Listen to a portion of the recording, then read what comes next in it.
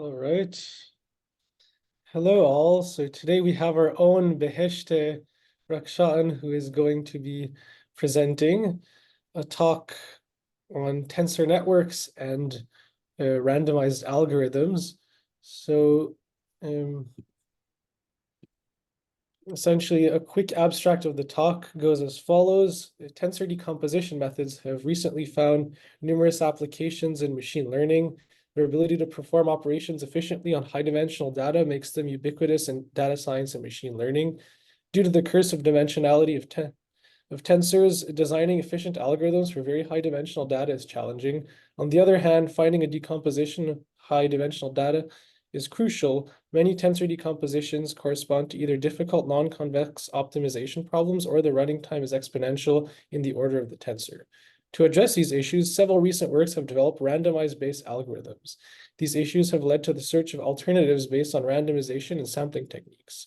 In this talk, we will be giving a tutorial on randomized algorithms and their applications to tensor methods.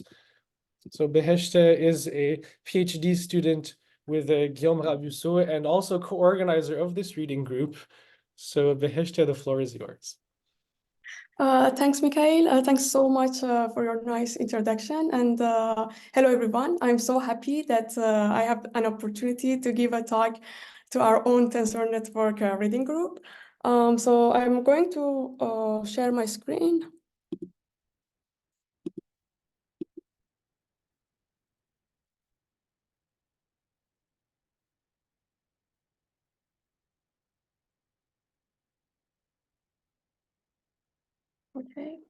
Okay. Now you can see my screen, right?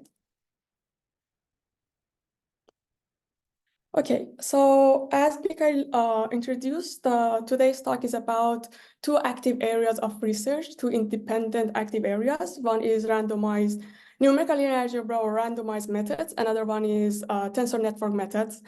And today I would love to talk about the bridge between these two areas of research. So first of all, I give you some motivation, why tensor decompositions at all, and why randomization. And then I will let you know about tensor train, that is the core decomposition so far of my research, and then how we can obtain tensor train. There are several methods like TTSVD, randomized TTSVD, TTALS, and randomized TTALS. Where randomized TTALS is my current research. So as a motivation, we know that randomized algorithm and tensor network methods are two powerful tools to deal with very high dimensional data. For example, tensor networks can parameterize linear models in exponentially large space. On the other hand, randomization, also randomized algorithms, can speed up classical methods like SVD or matrix multiplication. But the issue here is that classical randomized algorithms like randomized SVD suffer from curse of dimensionality or randomized matrix multiplication.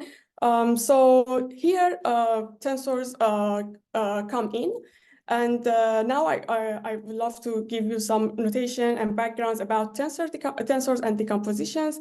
I know that you all know better than me, but just to recap some notation.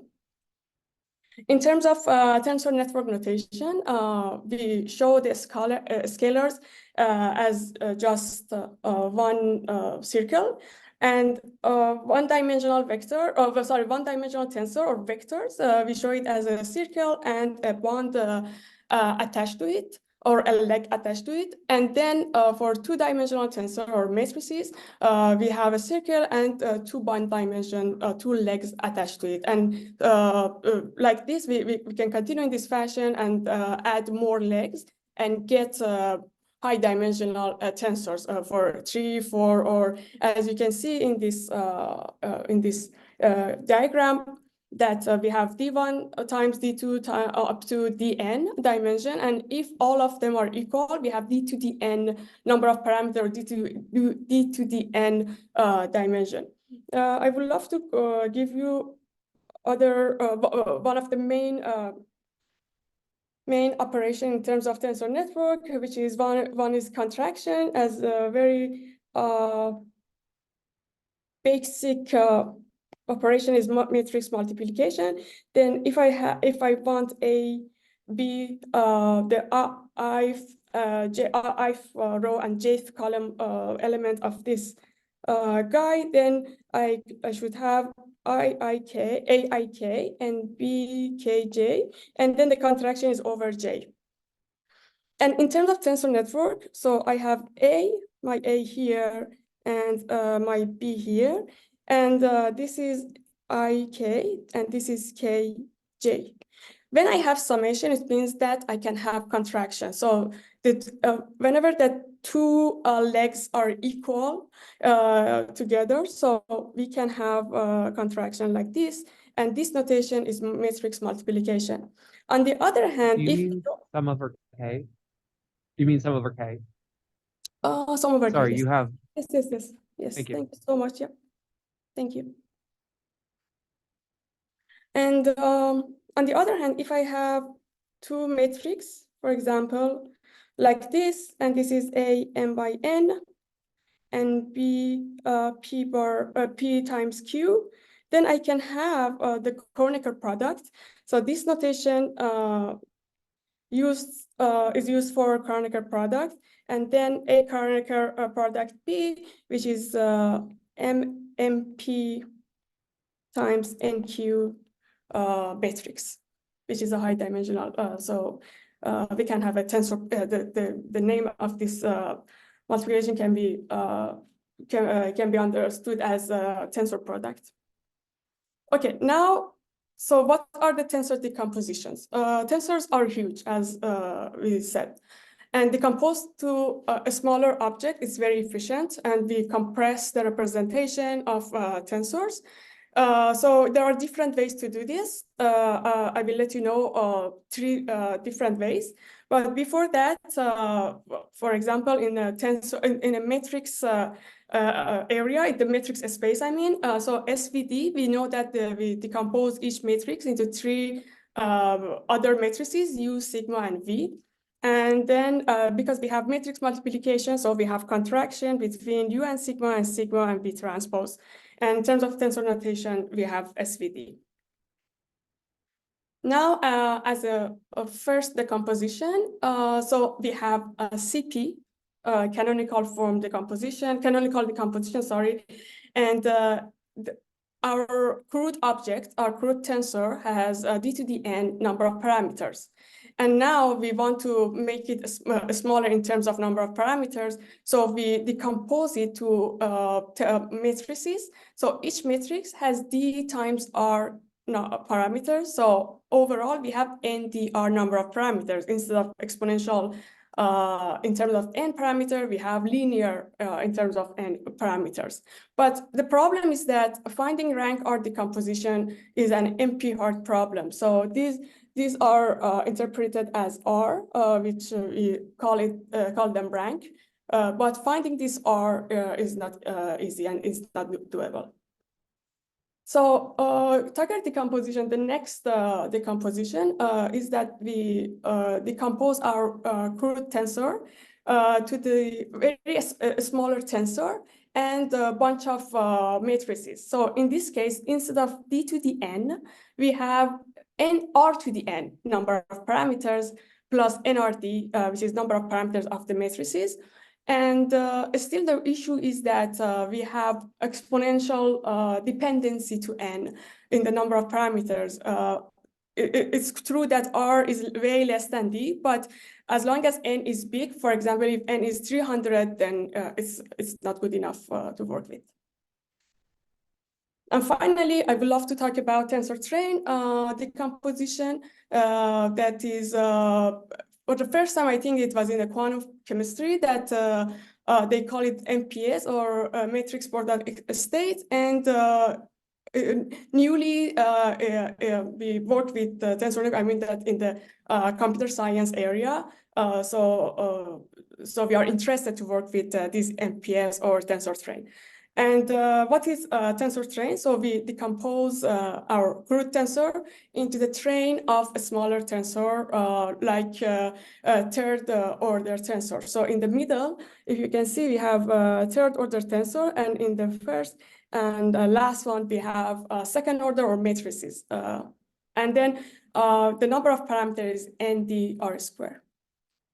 So for now, we put aside the tensors background and we jump into the randomization method. So what are randomization? Randomization is the way to speed up the classical methods, and we provide the accurate approximation solution. For example, we all know about linear least square or linear regression. So in linear least square, we want to find x such that the ax minus b norm is minimum. Suppose that A is m by d, where m is way bigger than d. And then we want to solve this least square problem. But we can solve a reduced dimension system. For example, we can solve SAX minus SB. So S, I will let you know what is S later. So S, the mission of S is to reduce the dimension of the system AX and B. And S is S by M. And instead of solving the system in M-dimensional space, which is very big, we go to down to the S-dimensional space, which is way less than M. And how we can construct S? There are two ways in general, sampling methods and random projection. Sampling methods, we use our design matrix A, and we use the element of A by itself. But in random projection, we multiply our design matrix with external matrix like Gaussian matrix that each element just drawn from normal distribution, or from Rademacher, for example. And what we obtain our approximate solution close to our optimal solution X. And in this talk, we want to talk about sampling. So we can sample rows via uniform distribution, or we can sample rows via leverage scores that I will let you know what are leverage scores. And as I said, it can be proved that the distance between the optimal solution and the approximate solution is too low. It's small. Sorry. Go ahead, Farzaneh. Sorry. I have a clarification question, Beheshteh. So the difference between random projection and sampling is that both of them get multiplied to a matrix, but one of them depends on the elements of what we want to reduce the dimension, but the other one is independent. Yes, yeah, exactly. Yeah, that's correct. Yes, yeah. Can I say this? Exactly. Okay, thank So I don't want to jump into the random projection. This is another topic that I used in my another paper with Guillaume. But now I would love to how we can bridge these two powerful tools, how we can compute TT decomposition, in other words. We are several methods to find the decomposition, like TTSVD, randomized TTSVD, TTALS, and randomized TTALS that I think that we all know about TTSVD. But I go through TTSVD because I need some backgrounds there. But before that, I have some notation that like metricization. Metricization is reshaping A such that the resulting tensor is a matrix, is a 2D tensor. For example, if I want to have I want to have D1 as my rows and the rest as my columns. So it is mod 1 metricization, and also mod 2 metricization. So I freeze D2 as my rows, and the multiplication, the product of the rest of the legs as columns. And also I can have, I can freeze, or I can put multiplication of 2 legs together and group the other 2 legs. And then I have mod 1 and mod 2 metricization together, or mod 2 and 3.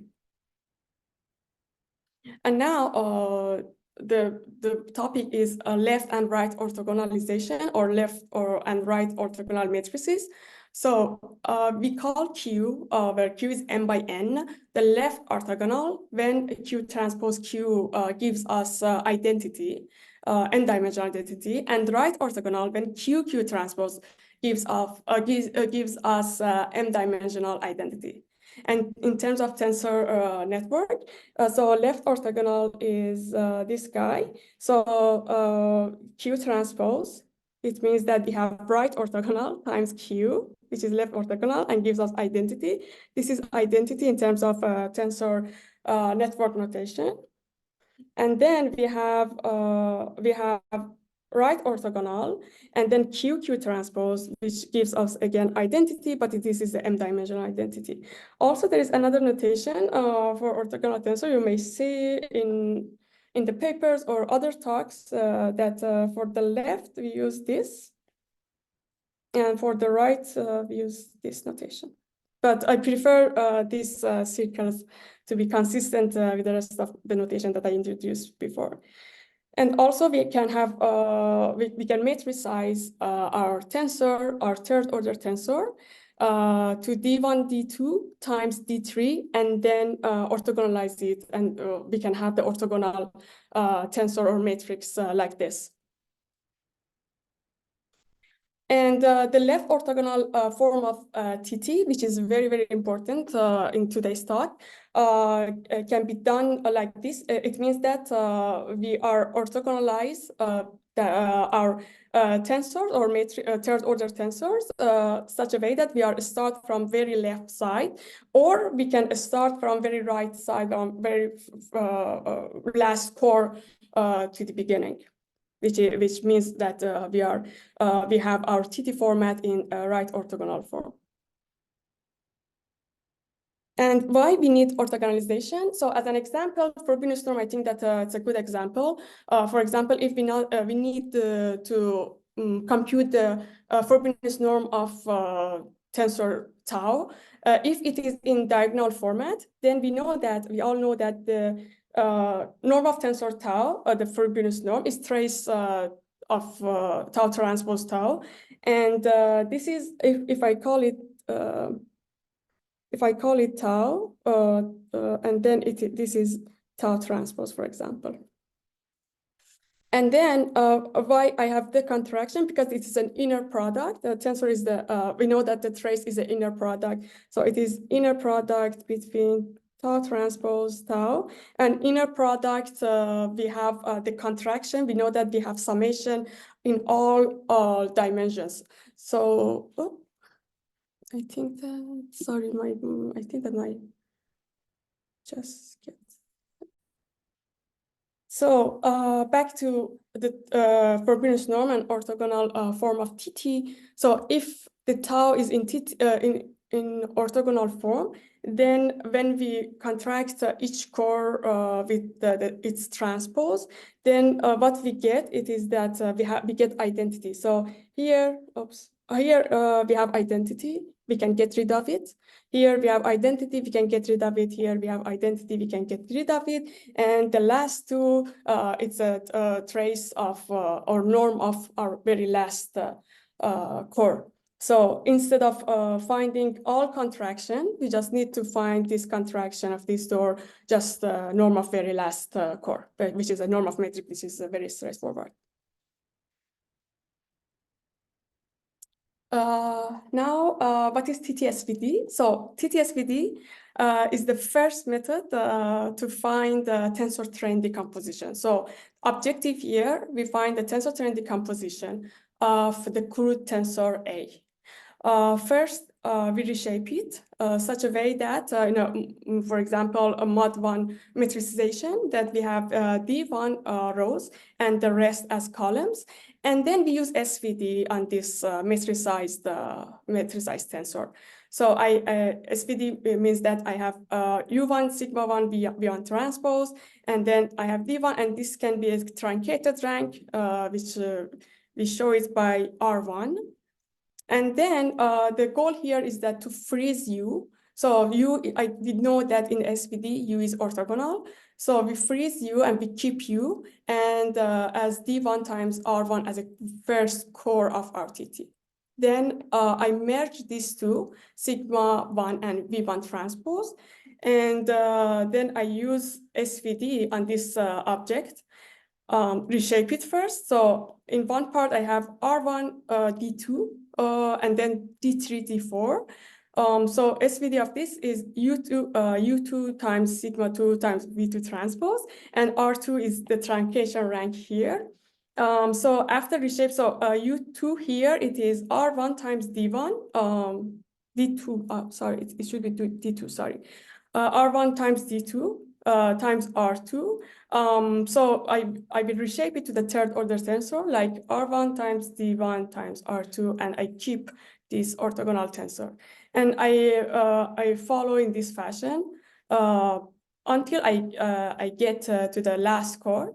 I merge these two together. Here is the sigma 4 and V4 transpose, so I merge them together. And then because of this, the last core from left, if I start from the left side, the last core is not orthogonal. But to optimize the cores, we can start from right to left as well to have orthogonal version of this core as well. And if we have, so TTSVD is for that we have crude tensor and we want to convert it to a TT. And now if we have TT tensor by itself and it's not orthogonal and we want to make it orthogonal, we can do what? We can use QR decomposition. So for example, it's the same story, but with QR. So we decompose Q we decompose the first core as Q1 R1, keep Q1, which is orthogonal, and merge R1 and the next core together, and then reshape it and use QR decomposition and keep Q2 and merge R2 and next core. And this is how we put everything in terms of orthogonal, convert every core to orthogonal TT. Now, there is another way to decompose TT. I skip a randomized TT-SVD because the same thing. You can I can refer you offline that what is the randomized TT-SVD. There is a paper that it's a background of randomized TT-SVD paper, which is very famous. So TT-ALS, it is a tensor train alternating least square, and in this. This is iterative. This is an iterative method to optimize the cores of our TT. So the problem here is that we want to find approximation such that the distance between our tensor and our approximation is too small. Regarding to A1, A2, A3, A4, or A to the AN. But we cannot do this optimization simultaneously because it is non-convex. So instead, we optimize one core at a time. What does it mean? It means that we fix every core instead one core and we'll solve the least square problem regarding that core. For example, here I just exclude my third tensor and then solve this least square problem regarding A3. By the way, is there any questions? Sorry, if I'm so fast, let me know. I have a question about the SPD version. Sorry. The right, that V you have, isn't that right-hand side orthogonal? Because it's on the last end D4, like A4. If you're not using QR and you're doing SPD, V is also orthogonal. You mean that sigma V4, yeah. That is orthogonal right-hand side. Okay. It's because, So I mean, it's just orthogonal in the other direction. so No, yeah, because of the sigma, no? The Because sigma, of the sigma, it's not. yeah. yeah, exactly. So Okay, but it's not orthogonal, but the sigma is just a scaling factor of every column. I mean, so it's not normalized, it's just a scaling factor. so still, I think that we are not in the orthogonal regime, right? Okay. Because this multiplication doesn't guarantee that we have orthogonal result. Ah, okay. Yes, I see. Okay. Yeah. All right, thank you. Okay, no problem. Any other question? Get back to the TTLS. But how we can do TTLS? So we can randomly initialize A1, the cores A1 through AN, the crude gears, and we can initialize them in an orthogonal way. So at the beginning, we can initialize orthogonal, and then we can exclude one core at a time and optimize due to this core. So if I exclude, for example, if this is a J score and I exclude it, then I have this guy. I call it A less than J. And this guy, on the other hand, I call it A bigger than J. And then this is what this system is: Kronecker product of A less than J with A bigger than J, because there is nothing between. We exclude this guy. Make sense? So in terms of math, we should solve at each step the Jth metricization of our tensor, and this system which we want to optimize AJ. This is like what? This is like, for example, if this is our B,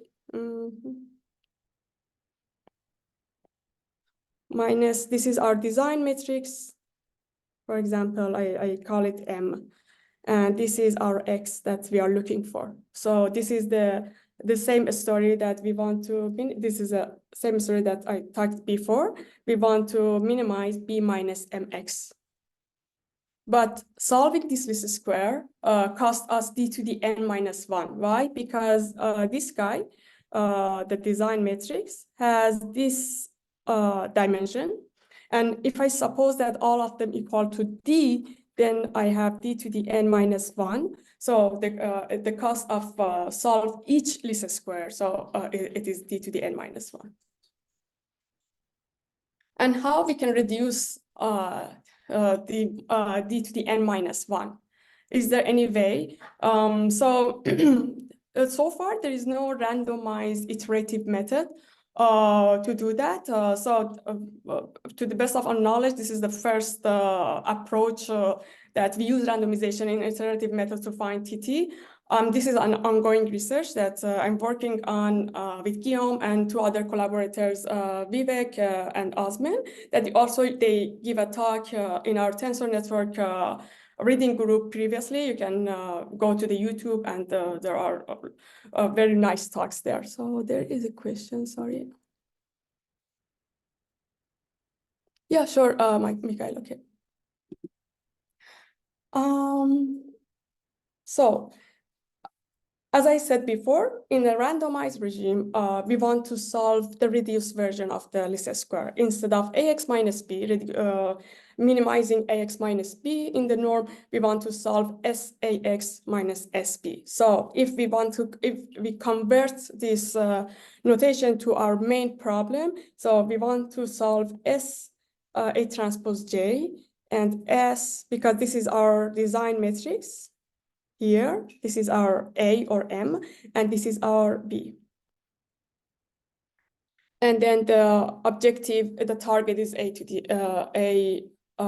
AJ. But how we can construct S? I told you that there are two methods, random projection and sampling. And we have different ways to sample from S, but we sample with leverage scores. And what are leverage scores? Leverage scores, these are leverage scores that we take a row of our design matrix, times the gram matrix pseudo inverse times the transpose of the row. And this is a level score, and the probability is it is proportional to these level scores. There is a random a normalized factor. If I multiply this guy, if I multiply this guy to a normalized normalization factor, then I can obtain the probabilities. And now in our work, we suppose that our design matrix that you can see here, it is in orthogonal form, right? So when it is in orthogonal form, then we can get rid of this guy because it is identity. So with no cost, we can get rid of this, and then our probability are proportional to a squared norm of rows of our design matrix. But how we can sample from these probabilities from our design matrix?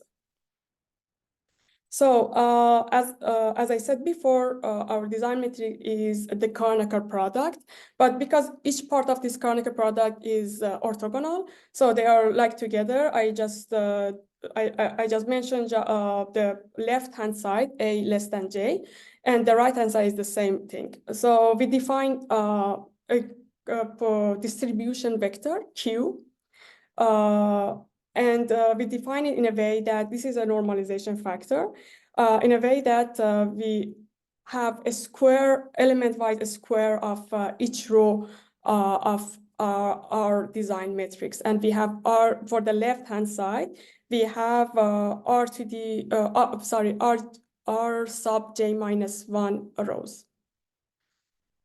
And then we, due to this distribution, we sample a column index uniformly, T, and then so fix the column. And from that column, from the TIFF column, we sample row index. So we sample Sj minus 1 up to S1 because we are in the reverse.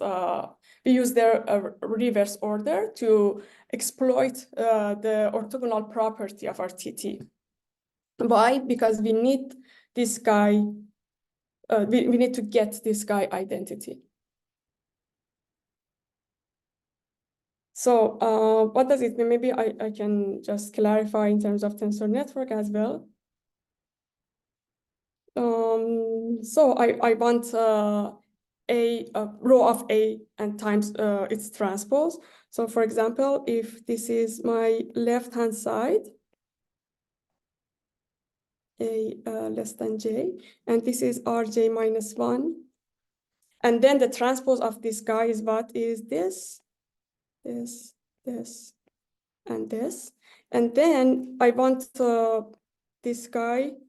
So these are all this all are identity. So I can get rid of them. And then I can sample, and this is fixed. So this is just fixed. And then I can sample from this guy, the J minus, the S sub J minus 1's row. So we can introduce H bigger than K. And what is that? We call it history vector. And we sample from very last one, from here to the very first one. So we sample from this guy up to K plus 1, for example. And for the next step, for the next sample, we need just to multiply this history vector to the kth row of our kth core. Sorry, but this is not efficient. So there is a data structure that we can sample efficiently with this probability. We can sample efficiently, and we can have this H bigger than K efficiently. But this talk was given by Vivek Bharadwaj, and okay, Guillaume. Yeah, just can you clarify why it's not efficient to do it this way? because of this multiplication, I think because we have r to the 6 and then we reduce r to the 6 to the r to the 4, if I'm correct. Yeah, we just reduce the the time complexity. Okay. Makes sense? Okay. Yeah. Okay. Thanks. Mhm. And then okay, and then instead of having d to the n cost, that's d to the n minus 1 actually cost that we mentioned previously, the cost would be nr to the 4 log I. So we don't have d to the n any longer. And so for one ALS, for one sweep of TTLS, a sweep is that we orthogonal from left to right. It is half sweep, and we get back to the beginning. So we orthogonal from right to left. So for one sweep, we have this cost, and such that our approximate solution is optimal. And as I said, this is ongoing research with Vivek, Osman, and Guillaume. Sorry, Guillaume, go ahead if you have a question. Ah, no, sorry. This is, I forgot to lower Oh. my hand. Okay. So I think that we have time. Yeah, I'm done with the presentation, but feel free if you have a question, just let me know. And sorry, I think that I was so fast. If you need any clarification, just let me know.